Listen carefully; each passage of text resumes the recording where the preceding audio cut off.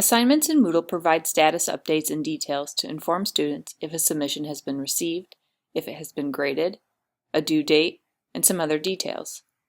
This video examines the status page to clarify how it looks at each stage of the grading process and how to interpret the information shown. When you open an assignment in a course for the first time, you will see a table that provides a status report of your submission process. Attempt number refers to how many attempts have been made. This can be helpful to see if an instructor allows multiple resubmissions.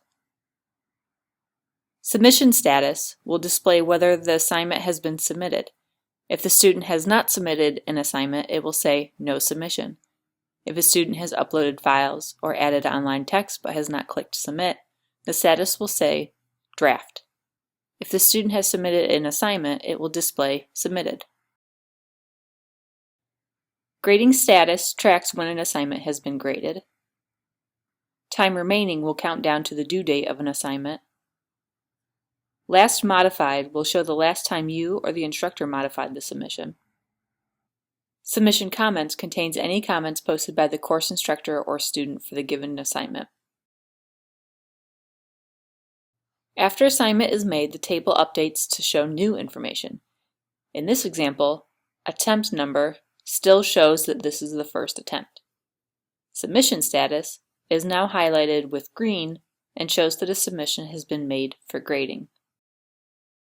Grading status still says not graded.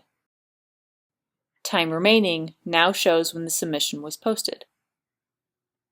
Last modified displays a timestamp for when the submission was made. If I edit my submission, this will update with that time. A row called File Submissions has been added as a way to show what file was submitted. I can download this if I would like to see what was uploaded. Submission comments is still blank since it has not been graded. Once the assignment submission has been graded, this screen will change again to show that the grading status is now graded instead of not graded. If you experience any issues with a file submission, we recommend contacting your instructor first. If an issue continues, the help desk is available.